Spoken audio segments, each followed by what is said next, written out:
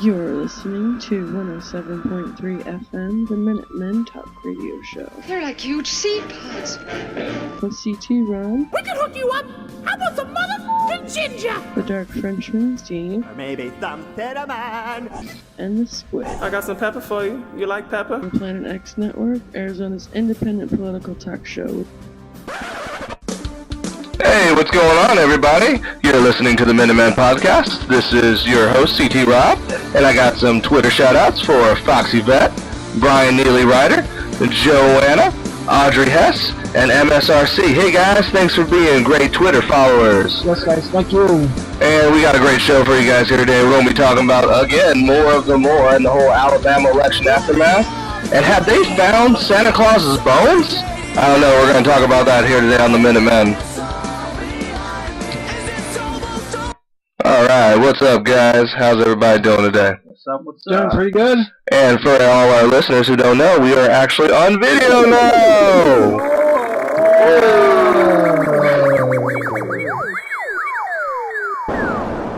And with that sound effect, we're actually going to kick off the week recap. So after the Alabama election, Republicans showed they had no problem with child molestation charges, but at the sight of Roy Moore saddling up like he's the fucking Lone Ranger on Election Day, that was a bridge too far. And, you know, I can't help but think for everybody that this was somehow Trump's doing. Like, Donald Trump was like, oh, you know, just believe me, it'll work. We'll go up there, just go saddle up, go bareback and ride horseback, and trust me, it'll work. That's terrible. I don't know if he was trying to set him up for a joke or he thought it was just like... I don't know. I think that was really what happened here. He was just like, do it. It's funny. Trust me. I mean, it's going to work. It's going to work. Yeah, right. Are you sure? This is kind of this bad. No, it will work. It'll work. Believe me. Believe me. So, there's been a lot of crazy stories that have happened this week, and trust me, we're going to be talking about them today, and we got a lot for you on the Good, the Bad, and the Weird. And some of them have to do with Old St. Nicholas, the man that comes down the chimney at night to give your children presents. Old fat ass. And when you put it in that context, I think it sounds kind of scary. Anyway, so archaeologists are saying they actually found bone fragments that may have belonged to Santa Claus. Whoa. No, I'm just kidding. They actually think they have actually found the bones belonging to Saint Nicholas in southern Italy. Good. Right, yeah, no, it wasn't Santa Claus, but you know. But they actually found it in southern Italy, and you know, this is the guy who apparently who inspired the idea of Santa Claus. Okay, yeah. Yeah. Right, you know. That's cool. I mean, that's. I just don't like the headline. I think the headline was so misleading. I was like, what? Yeah. Santa Claus is real? I know. I love those Santa Claus stories, though. They happen all the time. There's like, you know, there's always one where he's buried here in like in Istanbul or something like that. Then like in Taiwan, he was there like under cement, apparently, like under a building. Yeah, they like, oh, this is Santa Claus. It was just a bunch of bones, and then they were like, oh, yeah, what? That's horrible. They're like, not only was Santa real children, but he's dead. And then they were showing on the news. I was like, that's really terrible news that you just break to children. It's like he's dead, and there's nothing you can do about it. Sorry, kids, Christmas is canceled. So, alright, I'm going to bounce another story after you guys. So check this one out that I actually ran across today. I thought this was very interesting. Very cool. This is actually going to go on the good, so yay for everyone that's like, oh, God, you guys are being dreary this time. So, NASA astronauts will hold their own private screening of Star Wars The Last Jedi in space.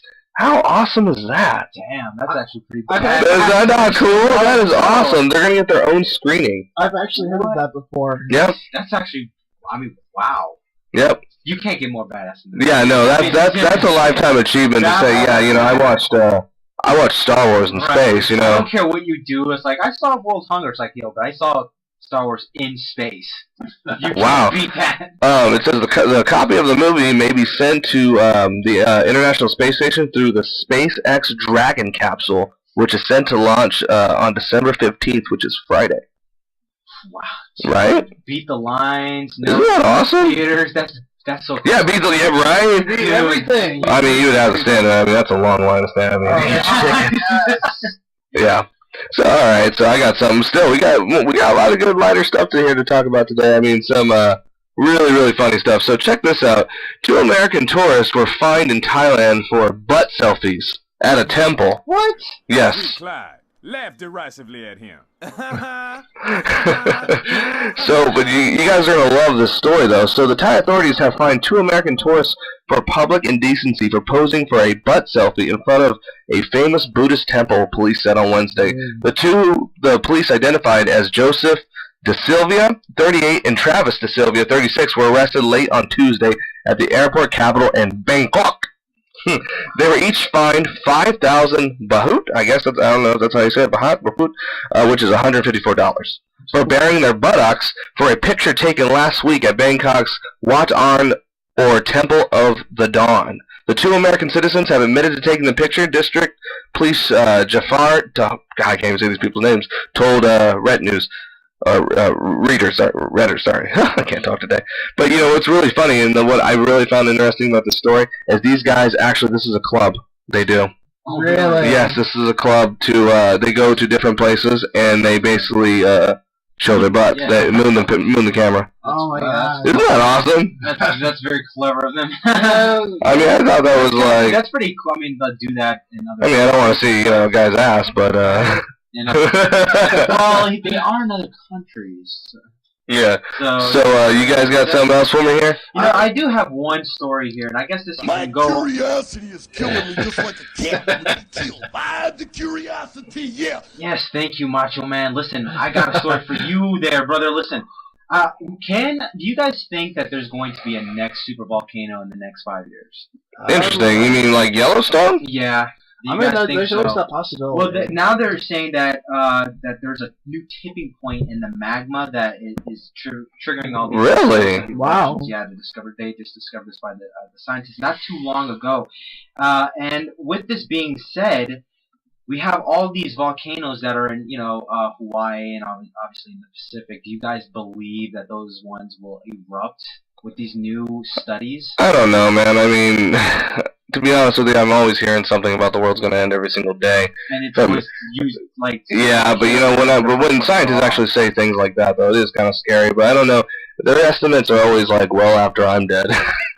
That's true. You know what I mean? It's like, granted, I still worry about my kids, but they're like, this is set to explode in 3,000 years. Dude, listen. It's like, sound the bell, emergency! But, some stuff is immediate. Yeah. But, I don't know, it's pretty scary. I don't know. Dude, I think I watched 2012 too many times. You gotta go back to 2012 volcano scene now. But to be honest, though, with all these, prophecies, they always start with cataclysmic, disasters, right? Or a president moving the capital of, Israel to Jerusalem. I know, right? That's like the signal of all these volcanoes going, oh, that's the tipping point. It's so funny, after we spoke about that on our show, everybody else started talking about that. Like, oh my god, you see what they're trying to do? They're trying to bring about biblical prophecy. It's like, yeah, duh, we told you that. Good Lord. Right. Because they're insane. It's interesting, though, because they're saying that it has to do with the chemistry in the magma. We've seen these videos. I know there's videos online of people saying molten magma. Yeah, or like people touching magma with gloves on or stepping on magma. You can do that? Yeah. Yeah, you can. I thought you just melted instantly. Yeah, there's people that actually handle magma with their hands, like with gloves and stuff like that. And then special boots that they have that they can actually step on magma. But with these new chemistry samples, are we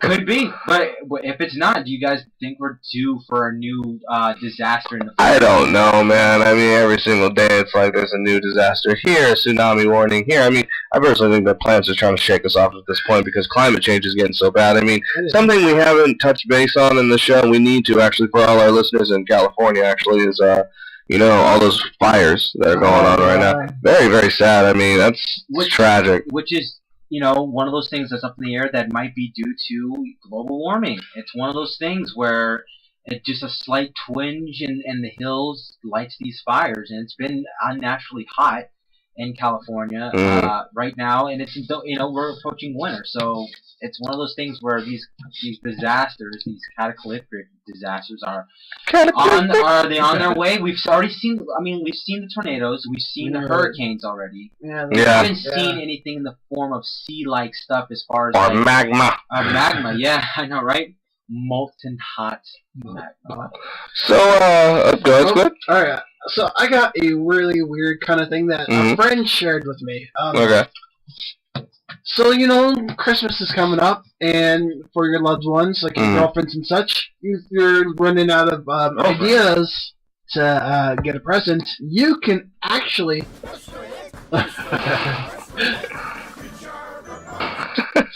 you can actually put your face onto a dildo and send it to her. What? I thought that... Here's a picture. Oh, that's genius. Show our viewers that, yeah. Look at that. Yeah, Show the camera that right there. Yeah. Get a load of that, yeah. I mean, it's kind of funny, I mean... You know, that's kind of, You're thinking, and that's bad. You're right. Shut up.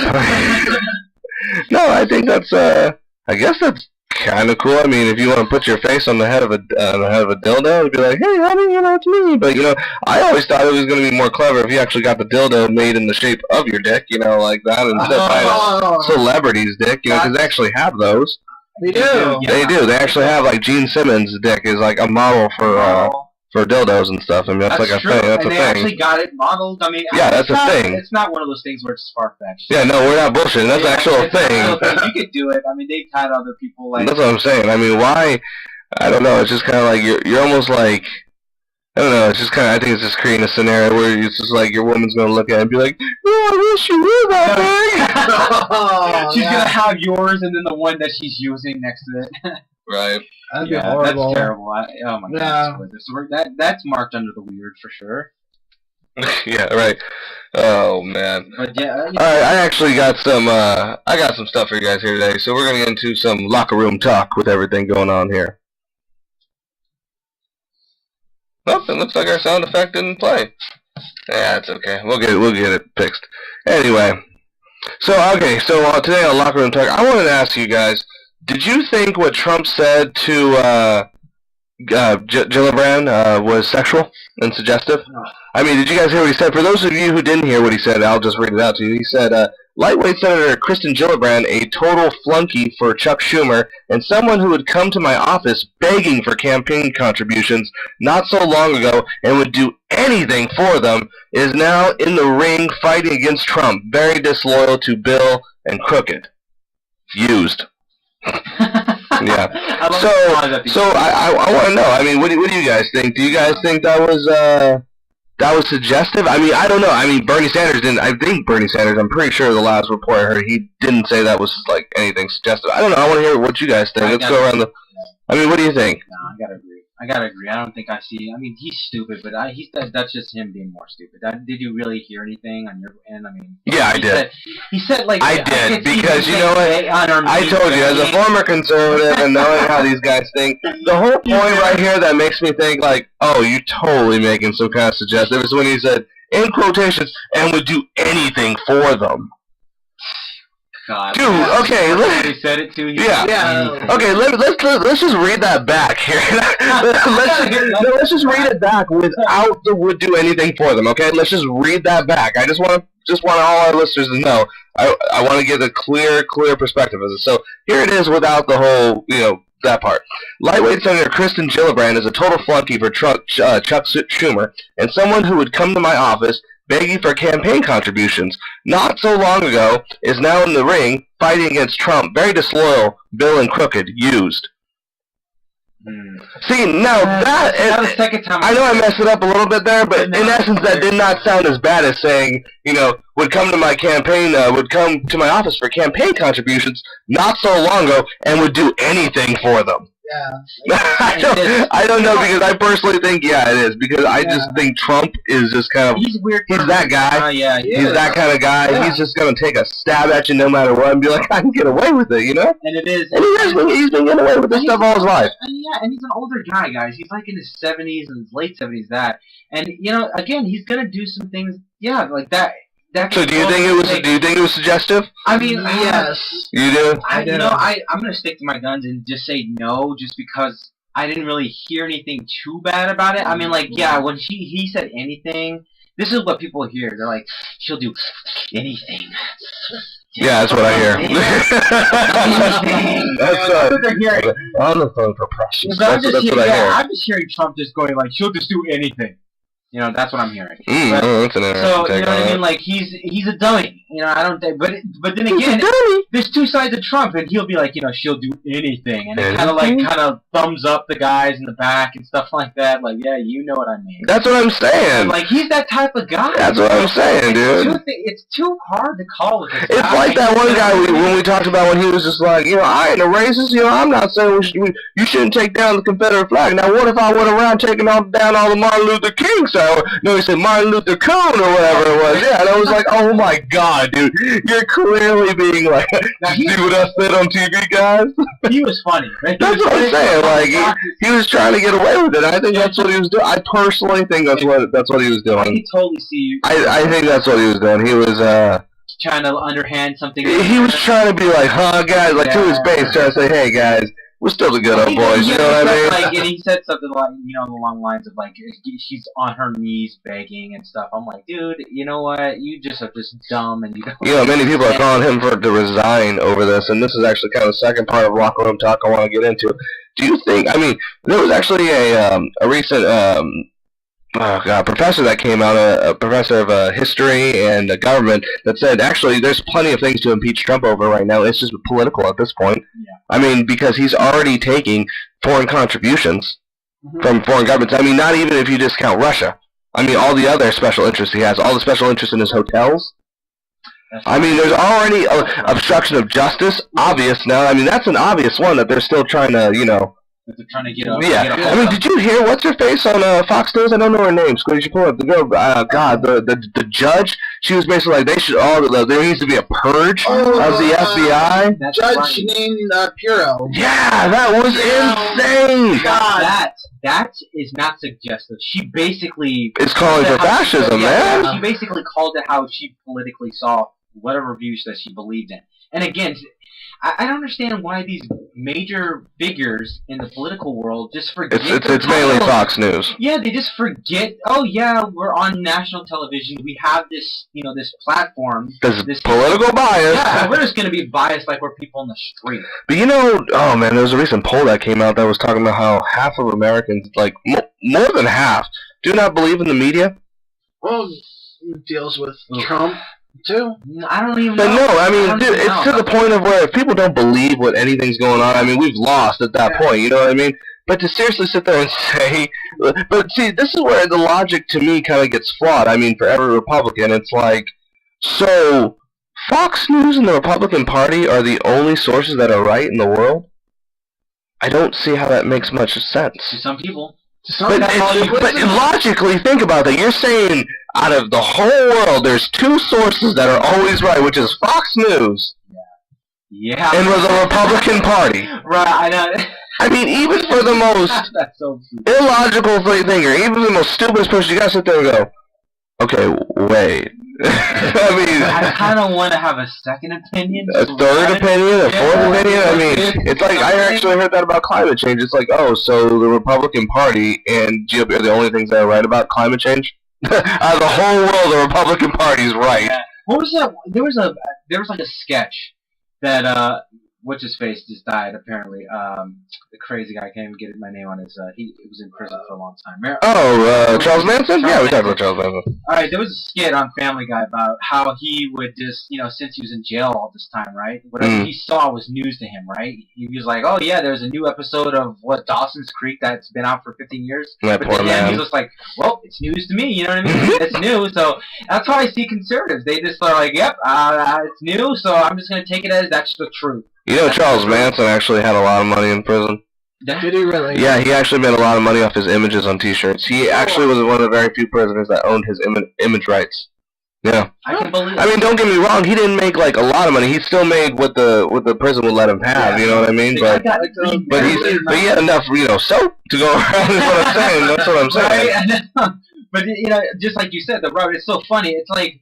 You don't even want one opinion. I mean, just like one other opinion. You just believe whatever news that comes along, and that's it. You know what I mean? And Yeah, I can't believe that. Like you said, what was the percentage? About 60-something. It's a lot, yeah, especially the Republican Party that don't believe in the media. My God, that's terrible. We're talking media. We're not even just talking about like just the news. We're talking about all consumptions of media. That's yeah. bad. Right, and you know it's really crazy too, because one of the interesting stories that I heard that was coming out was the trying to find his name actually right here, so forgive me. The guy who's the former Watergate attorney was saying that Fox News is actually embedding in this cover-up of the Russiagate. Yep. So yeah, actually there was actually a few hearings today, and we're going to get into that. It's one of our next topics here. So there was a today Deputy Attorney General Rosenstein had a hearing in which he defended Mueller, saying that he would not be fired, and Trump's Jr. also his interview lasted 9 hours. Wow. They grilled him for 9 hours, and they didn't say if he invoked attorney-client privileges like he did last week. But something else also happened in that that committee hearing, and you guys are gonna actually be kind of like, what about this? So check this out. They also decided to vote to investigate. It's a rumor. They're throwing it up in the air to go back to investigating Hillary Clinton's emails. Really? Yes. And Jerry Nadler, representative of New York's 10th district, he went off. And here I actually got a clip for that to play for everybody here today. This committee, from Inauguration Day until 4 weeks ago, was largely silent in terms of oversight. We haven't lifted a finger on election security. Attorney General Sessions told us on November 14th that he has done nothing to secure the next election from threats from at home and abroad. We have not once discussed the president's abuse of the pardon power, and we have not held a single hearing on allegations of obstruction of justice at the White House, not for lack of evidence, but because, in the chairman's words, quote, there is a special counsel in place examining the issue, unquote, and, quote, several other congressional committees are looking into the matter, and the committee, quote, does not have the time to conduct this critical oversight. Now, with the year coming to a close, with the leadership of the Department of Justice finally before us, what do my Republican colleagues want to discuss? Hillary Clinton's emails. As we saw in our recent hearings with the Department of Justice and the FBI, my Republican colleagues seem singularly focused on their call for a second special counsel, and failing that, on the need to investigate the investigators themselves. I understand the instinct to want to change the subject after the Flynn and Manafort indictments, but this request is grossly misguided for a number of reasons. First, it shows a fundamental misunderstanding of how the special counsel regulations work. The department cannot simply assign a special counsel to look at things that bother the White House. So far, there has been no credible factual or legal claim that anybody at the Department of Justice violated any law by deciding not to bring charges against Hillary Clinton or by attempting to meet with Fusion GPS. In other words, there is no investigation to which the department could even assign a new special counsel.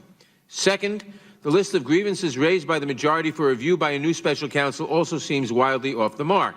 For example, there is nothing unlawful about Directors Comey's sitting down to draft an early statement about the Clinton investigation, nor would it have been unethical to outline his conclusions before the investigation was over if the clear weight of the evidence pointed in one direction.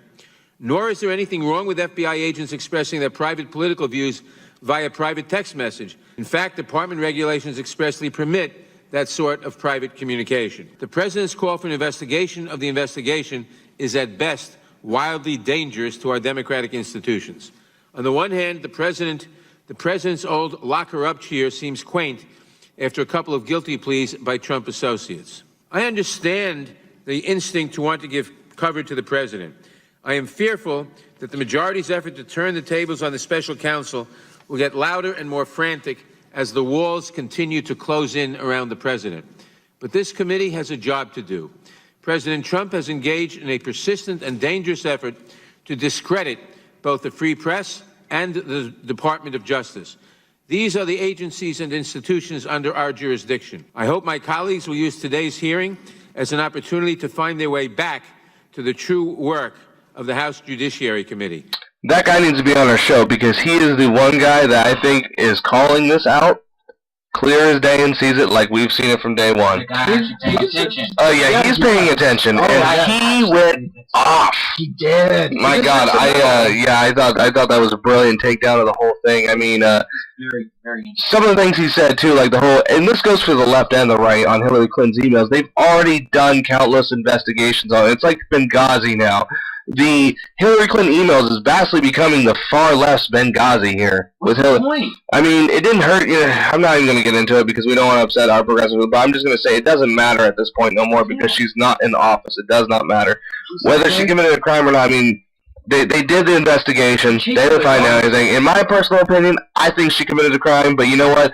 That was what they figured. That's what they came to. The conclusion they came to, and that's what the conclusion they came to. And then when it's done, it's done. You know, in the political world, it's done. It's done. It's done, yeah. And it's kind of pointless to chase it after this. I mean, because she's not even in office. She's not even in office, so it doesn't even matter. But some of the things, I mean, everything that guy said though about the obstruction of justice to the president's special interest, I mean, all that is exactly what we've been talking about. That's all true. That's all impeachable offenses. And these are it's bad. These are bad scapegoat techniques by that party. I don't understand why. Because they want to turn the message towards Hillary. Like he said, and you know, when I heard that clip, the first thing I thought to myself is, wow, I actually think this might be the end of Donald Trump, because from that guy's talking, but the way he's talking about the investigation, it really does sound like, he even said the walls are closing in on the president. Basically, he has nowhere else to turn. Yeah. Because he's going back. So he's basically hitting us to make up a false investigation.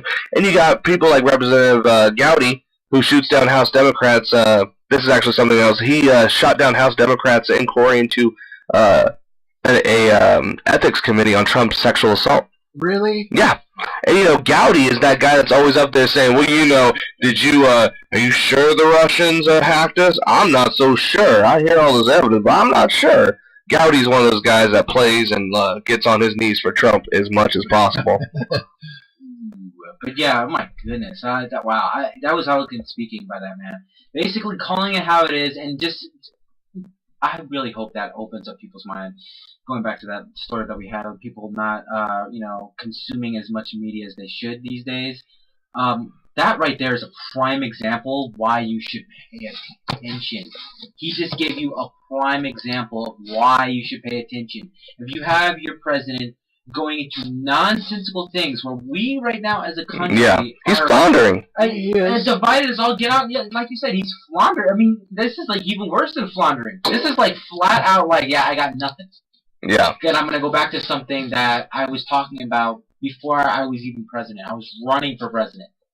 It makes no sense. None. Yeah, it doesn't make any sense by any means. I mean, go ahead, Squid. Oh, but you know, they're still trying to take attention away from Trump, and that's why they're saying, oh, we need to investigate Hillary. It's Hillary.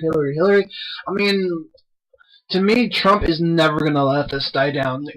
Just like him saying that Obama's birth certificate. He really believes that. I believe that's next. He's still looking into it. Why wouldn't that be next? Yeah. Why, seriously, I'm being. I bet you that's the next thing. Next? Because he's already blaming Obama for all of the mistakes that happened on his account. Yeah, then he takes credit for everything that's good that happens under. That's the wave of Obama. Well, I did it better than Obama. Yeah. Now. And then if something goes even wrong, though I'm totally riding Obama's wave. Right. It's wow. Yeah, I know. Everything's pretty crazy. So let's go ahead and move into our main topic tonight. We're probably going to finish up the show with and talking about, which is the Alabama Senate election. I mean, where do we begin here? First of all, let's see. We have our very special correspondent, Matt, is actually from Alabama, and he actually tweeted us a interesting message here that he wanted to read out on the show, and it says, let's see, Moore lost by roughly 2,300 votes. There were 2,100 write-in votes. The high turnout barely kept even enough for that to matter. I don't see how this is a turning point for Alabama unless the Dems can energize for every election. I don't see Jones winning re-election unless they run Moore again. Somebody who vocally backed him or someone worse. Alabama could go blue every election if turnout looked like Tuesdays, but it takes something like a pedophile or Obama or something huge to get Dems to turn out in a state that has been deep red for generations. It's a very interesting point. Yeah. I actually wanted to touch that too. So let's we actually got some of the election turnout here. So let's see here. So 16% of let's see, well actually 29% of white women voted for Roy Moore, with 16% voting for Doug Jones. Let's see, underage 30 plus 22 voted for Doug Jones, while white non-college degree whites, I guess 55 voted for Moore. 92% of blacks voted for Roy Moore. No, I'm sorry, Doug Jones. Sorry, my bad. I know, I freaked everyone. Sorry. Sorry. Let's see. And independent something, but wow, actually 8 points voted for Doug Jones too in the independent. And the disapproval rating for Trump on the Democratic side was 87%. Wow. Yep. Wow. And the biggest issue for Republicans on the Roy Moore side was abortion should always be illegal. Let's see here. About 69% of whites voted for Moore, with and 30% voted for Jones. So when you actually, I thought it was a really good. Let me just start out by saying I'm very happy that the Democrats did win. I am happy about that. I have a few issues, but we're gonna save that for a little bit. So I want to actually talk about the other side, for instance. So what does this do for Donald Trump, guys? I mean, this to me proves that America does not want Donald Trump's agenda. But you know what? It still is a bittersweet thing, personally, because he didn't win by a large margin. That is true. Yeah, it was a very close margin. He barely won. Yeah. Enough not to get a recount, though. Yeah, not to get a recount, but again, it shouldn't have not been that close. It really shouldn't. But is this scary for Donald Trump? I mean, yeah. Well, his agenda is definitely in trouble now. Yeah, everything's hurting him right now. This right now, that's like it was a big missile towards him, because you endorse this man. Mm-hmm. You basically tell him to go get him. That was word for word, verbatim for verbatim, what he said. Told the whole week. We started the show with him saying, "Get on this horse. Get on your high horse, right out there, boy. Right out there in the sunset. Let them people know who they voting for. Get on your literal high horse." Yeah. And look what that did to you. I mean, now what is Trump doing? You know what? I really want to see his excuse, because he's gonna have one. And I want to see what he's going to say. I really want to hear what he's going to have to say to the American people. Well, I mean, funny that you mentioned that. I mean, after the election, Trump, earlier this morning, he gets onto Twitter and he starts just tweeting out saying, "Oh, congrats to Doug Jones on his win." But this is what got me the most, is that he said that, or what was it, that Moore had a lot of, or his deck was stacked against him. Yeah, his deck was stacked against him, yeah. Why would you think that is, though? Well, actually, I personally think, well, first of all, yeah, the deck is going to be stacked against you when you're accused of child molestation. I mean, let's just keep it real here. I mean, right? I mean, it's going to be stacked against you right there. I mean, come on. Enough said. The other thing is, too, a lot, I can't remember the exact, I think it was the mayor actually told a lot of Republicans, too, I can't bring myself to vote for Roy Moore, so do write-ins. There was a lot of write-ins. There were. There was like 1.2 write-ins, which is quite a bit.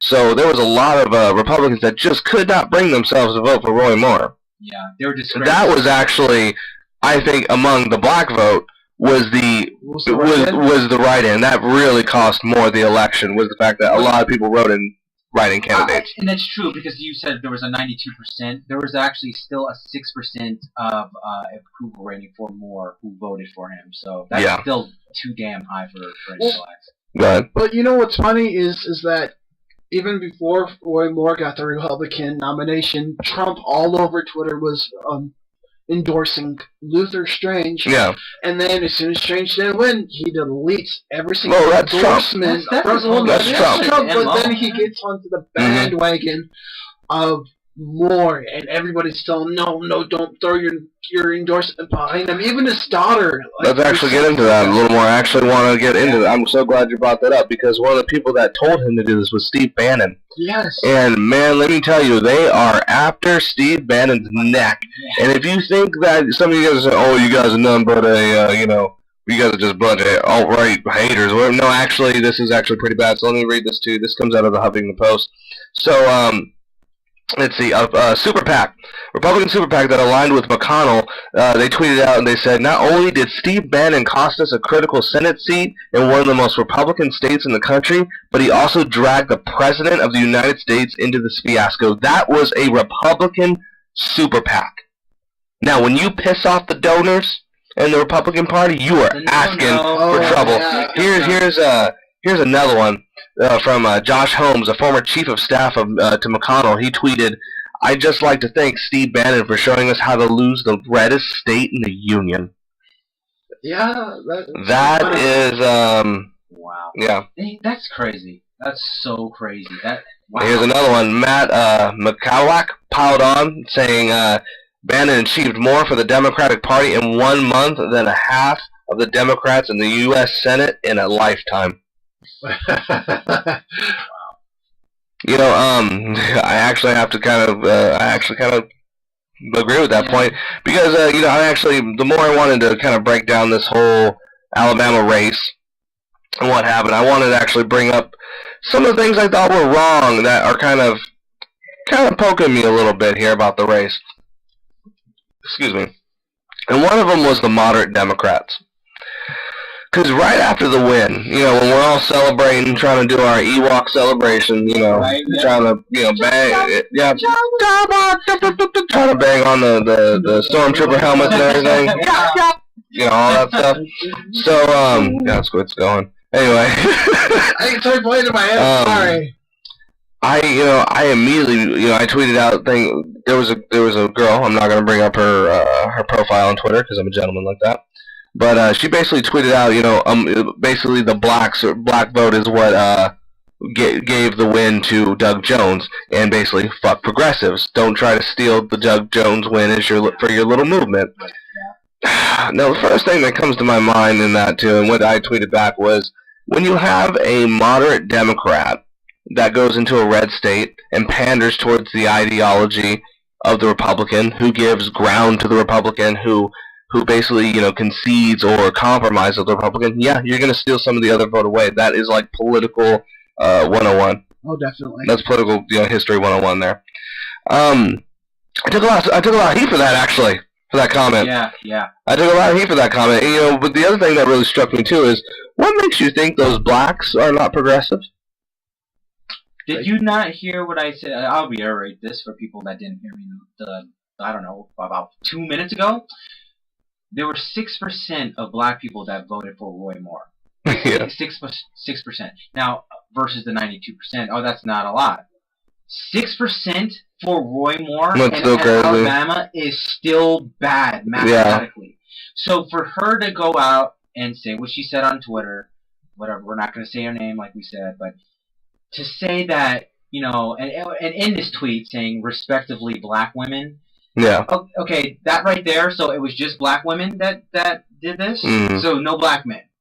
Okay. Oh yeah. Well, there were black men. Okay. So just black people in general, they made up this 92%, which is the majority. Correct. But there's no progressives. No black progressives. No whatsoever. They don't exist. So you're throwing them into that Democratic Party. Yeah, right into that demographic, and I'm glad you're bringing that up. So I'm so glad you brought it up. You're throwing them right back into that Democratic demographic, and you know what? Why? That's exactly what was the problem for a long time. Was that they always counted on the black vote, but the Democrats never did anything for them. What happened this last election? What was the problem? Oh, people didn't come out, and who took the heat for that? The black voters. Yeah. And that's what we're getting all this stuff with the whole Black Lives Matter. People attacking Black Lives Matter because they were like, well, Black Lives Matter is nothing but Democrats. You're right. Oh, you have women That's a great point. on Twitter saying, like, respectively black women, you know, saying remotely that black people can't be progressives. You're holding yourself back. Just take the win. That's why, yeah. Take the win, just take what you, yeah, exactly, man. Let them have that. This whole, you know, and the other thing that really gets me struck up, and I want to kind of break this down, and I'm being dead serious. I am actually a proud progressive because, you know, it's kind of funny. I like the fact that I'm a progressive because I don't stand with the moderates, because when I hear a moderate Democrat talk, I go, oh, so you want to protect the status quo? Because let me tell you something that happens when you run as a moderate. If we run every candidate as a moderate, if we constantly like pander towards the Republican side, we're not going to have any liberal values. It will just be a bland gray of policies that will not get anything done. But there's more to it.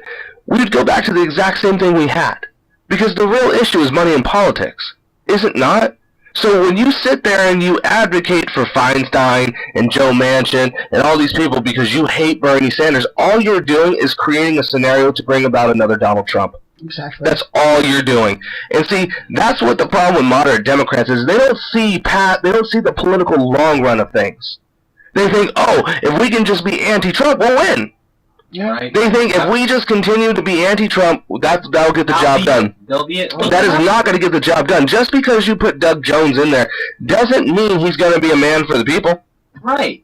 Yeah. What makes you think that is going to be the ultimate? Like, that's it. That's the win-off. You guys think like, oh, we destroyed the Death Star. Let's go home. It's not even close from to being over. Yeah.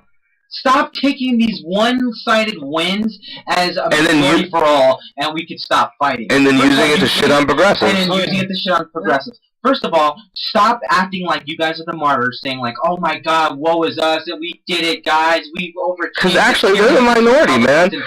Moderates don't realize they're the minority compared to the rest of America when it comes to progressive. Progressives hold the real values of the real populous America. We want legalized weed. I mean, we want free healthcare. We want free college. We want to be out of wars. I mean, if you're sitting there and you're a Democrat and you're saying, well, fuck them, then you're not a true Democrat either. And you're not what a Democrat should be. Should be standing for what the party was actually for. And, you know, let's break it down a little more, too, because what I think is even more interesting is, and I actually was tweeting this out because a lot of people made this point. I think it's a great point to stick it towards the moderates. You really got to be proud of a win because you beat a guy who's a child molester, a pedophile, and barely beat him. Is that your grand? Oh yeah, fuck you, progressives. You know that's exactly what we got. Yeah, we beat a pedophile. Woo! Yeah, that's a good win. That's a good win. And you know, in this moderate day and age, it makes me think too. What if Roy Moore was not Roy Moore? Exactly. It was Luther Strange. Luther Strange probably would have won. He would have.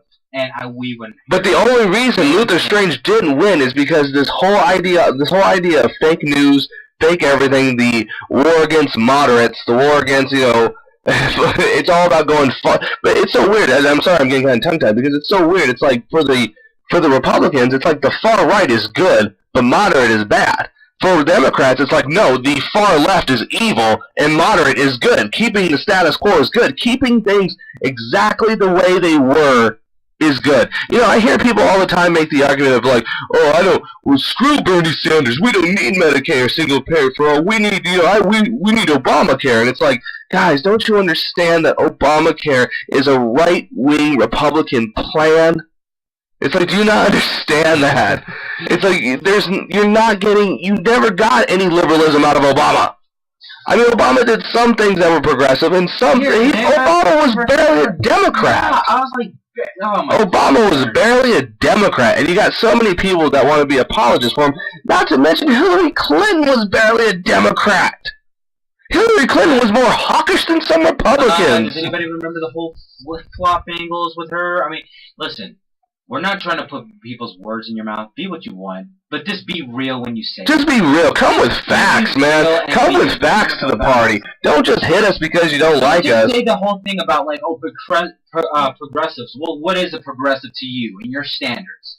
Because you're obviously looking at some type of media thing that are saying, like, progressive things this way and Democrats. And Bernie Sanders are the enemy. You're basically putting yourself in your own basket. I'm in this Democratic basket, and that means you should be in it too.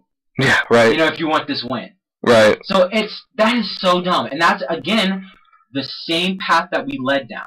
And it's gonna make, and this is, keep going. And you know, back to that black vote. I'm sorry to interrupt you because you're making so many good points here. Because another point I wanted to bring up too is this is exactly what makes the Democratic Party lazy. This is exactly what the problem was all the time. It makes them complacent. It makes them, yeah, exactly. It makes them complacent. It makes them weak. They'll sit there and be like, "Oh, you see that? All the black people will come out to vote for us." Yeah. And you know what? When I also heard that too. When I also heard that girl make the statement about how, you know, it was just the black vote, not putting it into any category of just the people of Alabama. The first thing I thought of is, wow, you really prove the Republican argument that all you talk about is race politics. You didn't even take it for the win. You took it for, oh, you see that? I took the idea that the black vote beat out others, so fuck the progressives. Which is weird because, like, wasn't the whole thing about Roy Moore and everybody else saying, like, I'm not even mad that he's a white guy who did it. I'm just mad that he's a dude who did it and think he can get away with it over a woman. Then you're throwing in the whole black thing. Listen, I'm all for black people. I'm pro-black. I'm black. But I keep it real as a black dude, and I call out BS when I see it, and that's a BS thing. You can't just go one way with it, and then when the win happens, just be like, oh, well, you know what? Well, black women voted more than black men, so there you go. And then fuck progressives. Fuck, progressives and stuff like that. I'm getting tongue-tied now because it's a dumb argument. It is a dumb argument. We're ciphering through this girl's tweet to the world, but we're speaking nationwide. There are many people that think this way. It's growing. We won, not you. It's growing too. And I keep hearing this argument that Bernie Sanders elected Trump, and I'm like, what the fuck are you talking about? You know what? And I wanted to make this point. And we'll make this point before we actually end the show too. You know, I want to make this point is like, you know, I have to say this again. I voted for Bernie during the primary. I mean, and I voted for Hillary during the general. But you know what? That does not mean Hillary was a great candidate whatsoever. Stop being with her and move forward. Okay? You know, Hillary Clinton was not that great of a fucking candidate. Let's just be fucking honest. She was a terrible fucking candidate. And I'm not being sexist because I like Bernie Sanders. I'm not dissing her because she's a woman or, I'm demonizing a Democrat. I'm being dead serious. Yeah, she was just a poor candidate. Yeah. Terrible. She was as much a celebrity as Donald Trump was, in essence. She was almost an American icon. Seriously, what she was. She was American culture figure. That's what I'm looking for. She's been in everything, but she's always had a bad rap. Yeah. So for her to run, and so I just can't understand why people sit there and they say the very guy that's making policy, that's going to town halls, that's doing the debates against the Republicans, that's fighting for single payer, that's fighting for Puerto Rico to have money, he's the guy that's the problem with the party. How does that even make sense? Yeah. And what the fuck is everyone else doing? Hillary Clinton's writing books. Cory Booker's lying to you about health care. But don't worry, guys. The Democratic Party is for everyone. I mean, don't get me wrong. I'm not upset that the Democrats, won. I'm happy the Democrats won. I'm just saying, don't sit there and try to make it like a bit like it's all Democrat. It's all us. And this is what I want to end the show with too, because and I think this is the best point actually. When I came in the show thinking about this, I thought about all the moderates who are really, really, harping on the progressives on this, and all I have to tell you is, do you really think you'll beat Donald Trump the next election without the progressive vote? Do you really want to go down that path again? Because that's the same exact path that Hillary Clinton went down, and she was not progressive enough. She did not come for the progressive vote. The reason I voted for Hillary Clinton is because I've seen the other side talking about Lugenpress and using Nazi terminology, and I can't vote for. I can't go down the road. I have to put my hat in for the person I thought was going to win. But she didn't because one, I acknowledge she was a terrible fucking candidate. But the point of the matter is that she did not even go near the progressive base, and that's what happened to her. Not enough people turned out to vote for Hillary Clinton. So if all you moderates want to sit there and shit on progressives, keep going. Because we'll just get another 8 years, we'll just get another 4 years of Donald Trump, unless he's not impeached. And then here's the thing. We'll get another 4 years. Who are they going to blame? Oh, we'll get Mike Pence. I'm sorry. Oh, yeah. We're going to get Pence. That's even better. That's even better. Oh, God. Oh, my Lord. And what's so funny, too, is many of these moderates don't even understand that the Democrats who you sit there and you boast for are helping Trump. They're working behind the scenes with Trump to help further his agenda for their political donors. It was never about you. It's always been about the corporate money. And that's what I think the biggest lesson that needs to come out of the Alabama's election is, yes, we can win, but we gotta really think about how we win. We gotta win the right way. And while Doug Jones was a great win, don't get me wrong, there are some lessons to take from it. And the right lessons are not that, you see, you don't have to be progressive to win. You don't have to stick by policy to win, because that's not the way to go. You're going exactly backwards. You're playing right back into the conservative hands. Yeah. Because what is Steve Bannon talking about? He's talking about populism. He's talking about nationalism. He's actually talking about things that resonate with people. And you know who else is doing that? Bernie Sanders. And you know who's the most popular politician in all of America right now? Who? Bernie Sanders. Yeah, that'd be him still. Still to this day. And it's going to be the Minuteman Podcast. We will catch you guys on the flip side.